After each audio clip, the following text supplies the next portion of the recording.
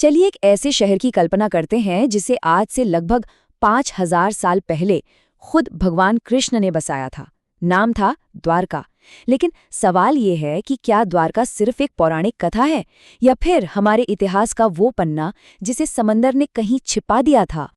देखिए, ये सवाल पीढ़ियों से पूछा जा रहा है, लेकिन क्या हो अगर इसका जवाब हमारी सोच और कल्पना से कहीं ज्यादा हैरान करने वाला हो। चलिए आज इसी की तह तक चलते हैं। तो हमारी ये कहानी हजारों साल पहले नहीं बल्कि आज के दौर से शुरू होती है। साल था 1983। अरब सागर की गहराइयों में कुछ गोताखोरों को पानी के नीचे कुछ ऐसा दिखाई दिया जो कुदरती बिल्कुल नहीं लग रहा था। ये एक ऐसी खोज थी जिसमें हमारे इतिहास को हमेशा के लिए बदलने की ताकत थी। तो इस पूरे रहस्य को समझने के लिए हमें टाइम में थोड़ा पीछे जाना होगा। कितना पीछे? करीब करीब 5000 साल। उस दौर में जब ये कहा जाता है कि देवताओं ने खुद इस धरती पर एक शहर बनाया था। तो हुआ यूं कि जब भगवान कृष्ण ने मथुरा छोड़ा तो उन्हें अपने लोगों को बसाने के लिए एक सुरक्षित जगह चाहिए थी, एक अभेद्य किला। तब कहते हैं कि खुद समुद्र देव ने उन्हें सागर के बीच जमीन का एक टुकड़ा दिया और इस पर एक आलीशान शहर बनाने का जिम्मा मिला देवताओं के आर्किटेक्ट्स यानी विश्वकर्मा को। और सुनिए, ये कोई छोटा मोटा शहर नहीं था। इसकी भव्यता का अंदाजा इस बात से लगाइए कि हमारे ग्रंथों में लिखा है कि यहाँ सोने, चांदी और कीमती रत्नों से बने 9 लाख से भी ज्यादा महल थे। सोचकर ही दिमाग घूम जाता है ना? द्वारका असल में अपने समय से मीलों आगे का एक महानगर था। जरा सोचिए, चारों तरफ मजबूत किले, बड़े बड़े गेट, पोर्ट तक जाने वाली चौड़ी चौड़ी सड़कें, पानी सप्लाई का एडवांस्ड सिस्टम, मतलब हर तरह से एक सेल्फ सफिशिएंट, एक आत्मनिर्भर शहर। लेकिन कहते हैं ना, हर सुनहरे दौर का अंत होता है। इस शानदार शहर पर भी जल्द ही श्रापों का एक अंधेरा छाने वाला था। एक ऐसा अंधेरा जो इसके विनाश की कहानी लिखने वाला था। पहला और सबसे भयानक श्राप निकला महाभारत युद्ध की राख से। अपने 100 बेटों को खोने के दुख में डूबी गांधारी ने भगवान कृष्ण को श्राप दिया कि जिस तरह कौरव वंश मिट गया, ठीक उसी तरह उनका यदुवंश भी आपस में लड़ लड़कर खत्म हो जाएगा। और दूसरा श्राप वो तो खुद कृष्ण के बेटे सांब ले आए। हुआ ये कि उन्होंने कुछ ऋषियों का मजाक उड़ाने के लिए गर्भवती महिला का भेष बना लिया। इस पर ऋषियों ने गुस्से में आकर श्राप दे दिया कि वो एक ऐसी चीज को जन्म देगा जो पूरे यदुवंश के विनाश का कारण बनेगी। और फिर ये भविष्यवाणियां एक एक कर सच होने लगीं। सांब ने एक लोहे के मूसल को जन्म दिया।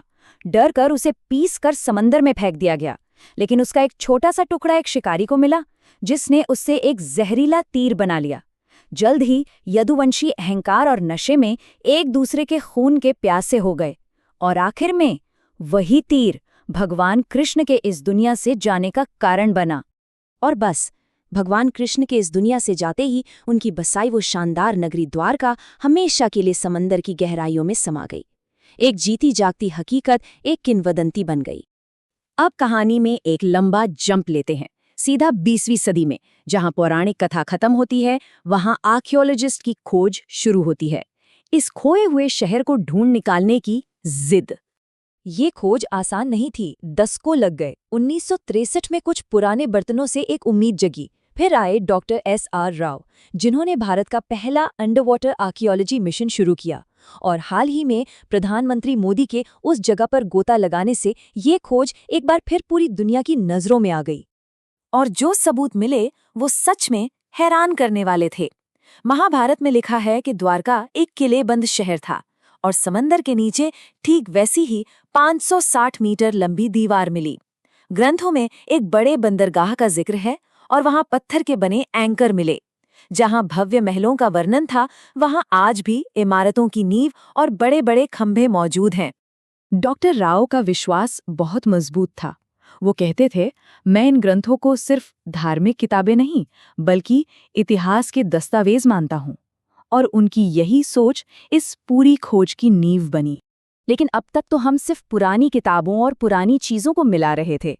अब बात करते हैं उन ठोस वैज्ञानिक सबूतों की जो इस कहानी को एक नया मोड़ देते हैं। जब पानी के नीचे मिली चीजों की कार्बन डेटिंग की गई तो जो नतीजा आया उसने सबके होश उड़ा दिए। एक कलाकृति निकली 9000 साल पुरानी।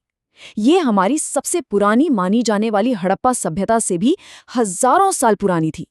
इस एक खोज ने वैज्ञानिकों तक को सोचने पर मजबूर कर दिया। तो अब वैज्ञानिक तस्वीर बिल्कुल साफ हो रही थी।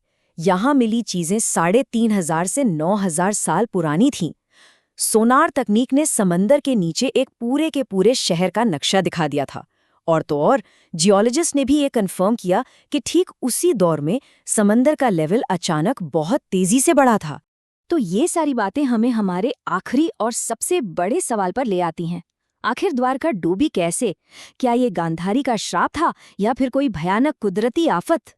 देखिए, विज्ञान इशारा करता है एक बहुत बड़ी सुनामी या समंदर के बढ़ते जलस्तर की तरफ। और हमारे शास्त्र कहते हैं कि समंदर ने अपनी दी हुई जमीन वापस ले ली। हो सकता है ये दोनों एक ही कहानी को बताने के दो अलग-अलग तरीके हों। और शायद यही द्वारका का असली सच है। एक ऐसी कहानी जो कभी खत्म नहीं हुई, बल्कि समंदर की लहरों के नीचे बस हमारे दोबारा खोजे जाने का इंतजार कर रही है।